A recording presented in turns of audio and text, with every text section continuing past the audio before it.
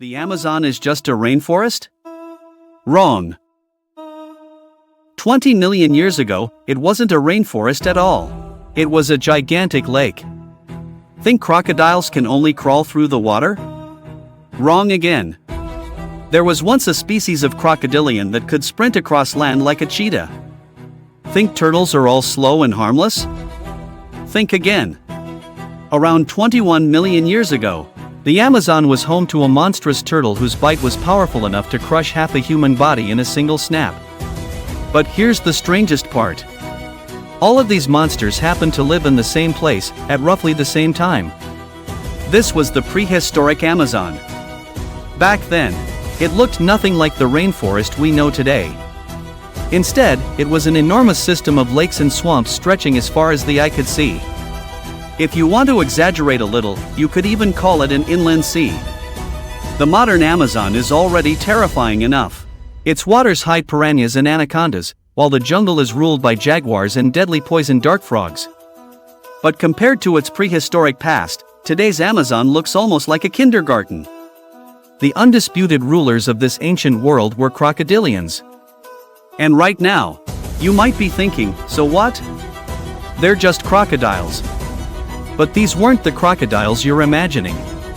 They were the absolute apex predators of their time, giants that dominated every river, swamp, and flooded forest they could reach.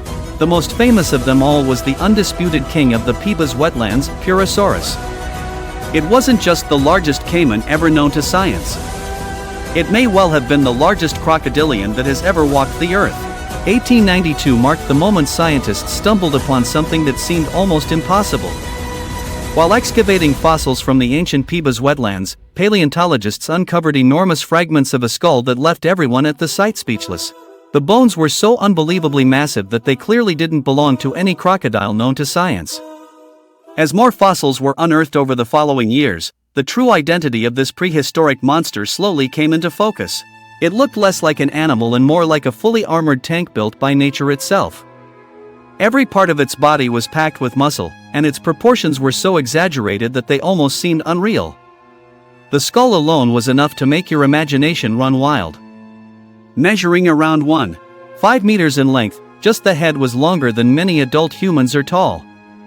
And if the head was that enormous, you can only imagine the size of the creature attached to it. Most mainstream estimates suggest that Purosaurus measured at least 9.2 meters long and weighed more than 6 tons. But what does that actually mean? It means this beast was roughly twice the size of the largest crocodiles alive today, with a weight comparable to that of a full-grown hippopotamus. And that's only the conservative estimate. Some researchers have proposed even more astonishing numbers, suggesting it may have stretched up to 15.8 meters in length and tipped the scales at an incredible 12.6 tons. To put that into perspective, that's about the weight of a large truck. If those estimates are even close to correct, then Purosaurus may have been the heaviest crocodilian ever to exist. Its bite was even more terrifying than its size.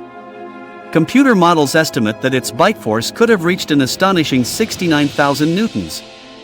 That number may sound abstract, so here's another way to picture it. Imagine the crushing force of a fully loaded cargo truck coming down on top of you.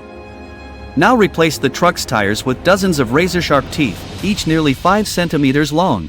That's the kind of pressure this monster could unleash in a single bite.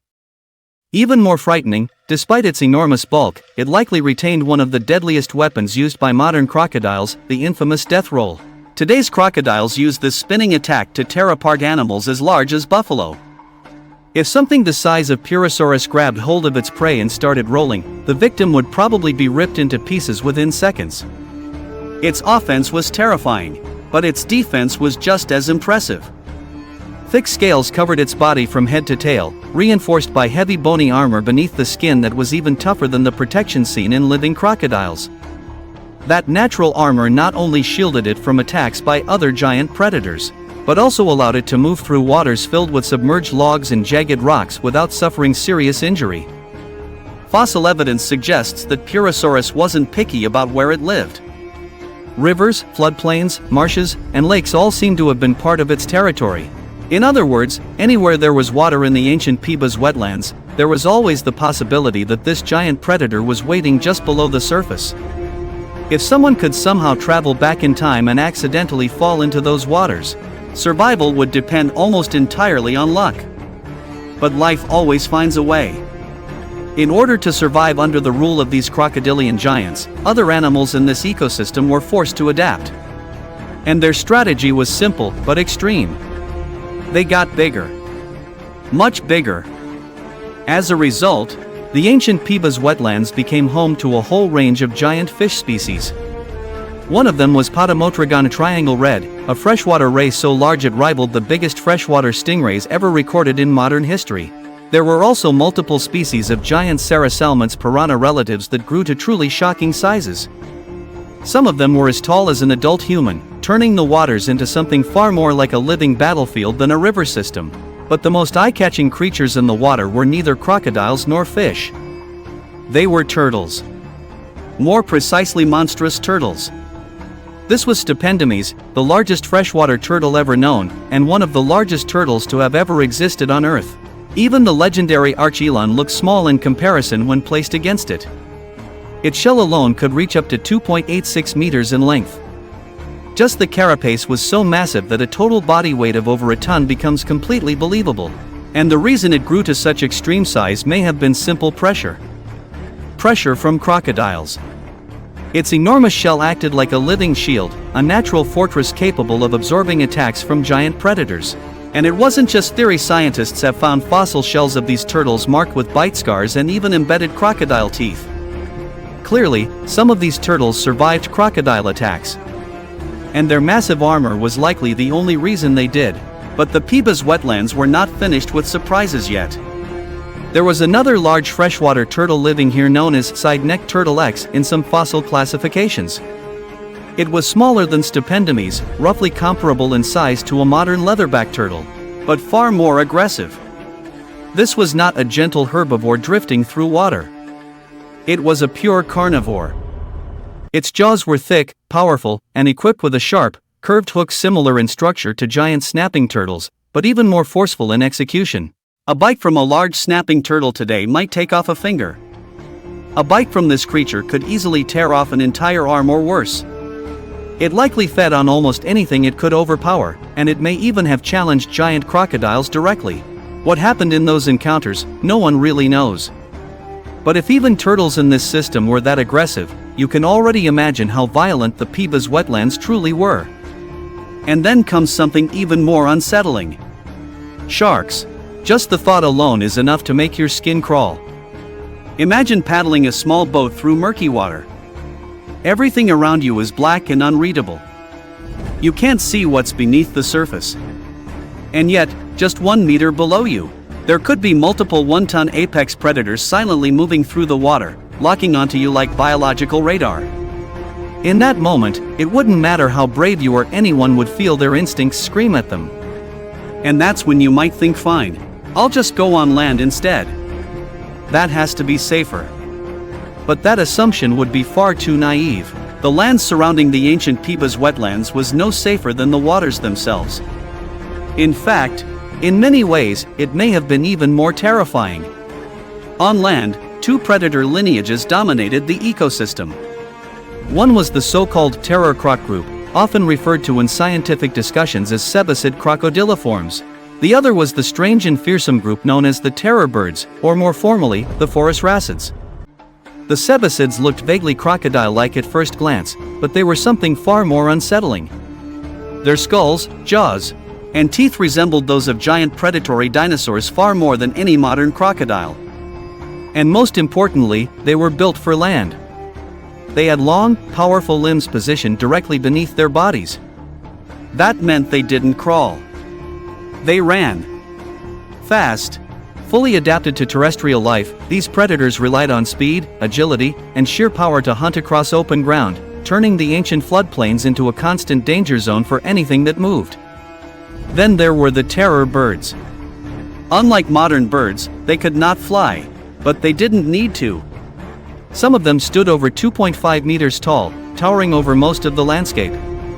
To put that into perspective, they were taller than NBA legend Shaquille O'Neal, and roughly comparable in mass to a modern lion.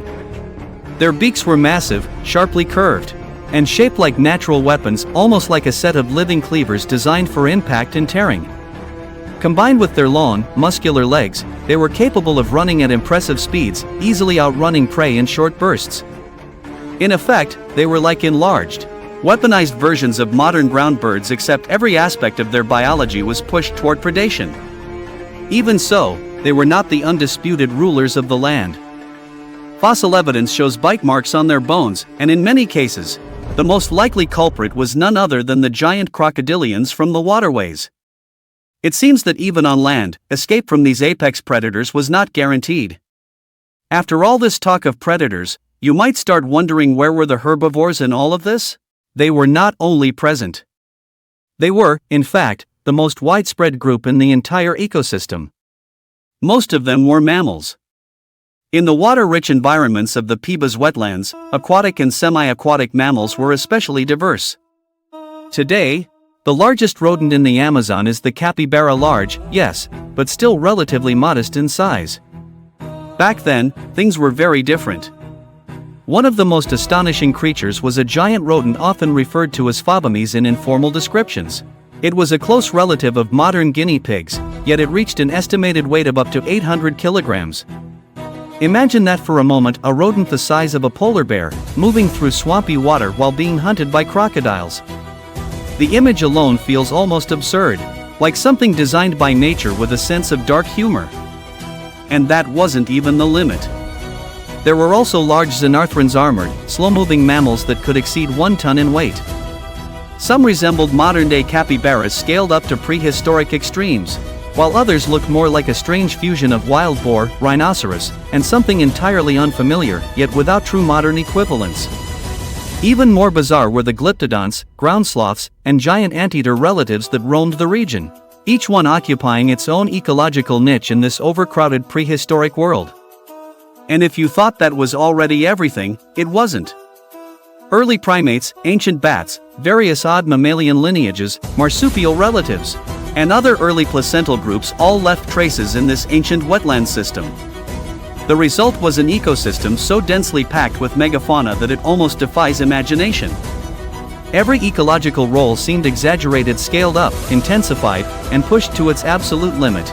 It was a world where almost everything was larger, stronger, and more dangerous than anything alive today. By this point, you should be able to understand just how extraordinary the ancient Pibas wetlands truly were. It wasn't just a river system, and it wasn't just a swamp. It was an entire lost world so packed with life that, in hindsight, it almost feels overcrowded by nature itself. For the natural world, this place may have simply been too much, too intense, too extreme.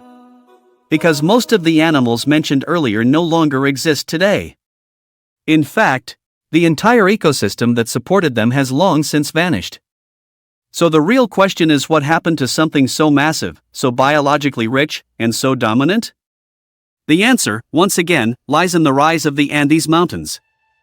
Over millions of years, the Andes continued to rise higher and higher, slowly reshaping the entire South American continent. What was once a vast bowl-shaped basin began to change. The landscape shifted.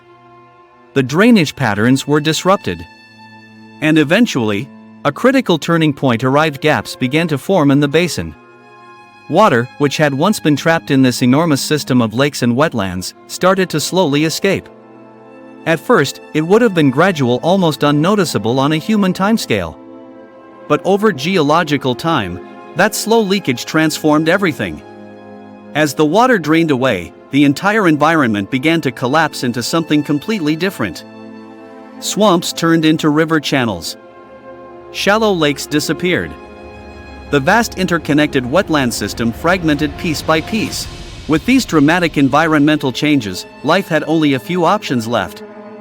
Some species migrated, trying to follow the shrinking habitats they depended on. Others, unable to adapt quickly enough to the new conditions, simply vanished. Extinction followed.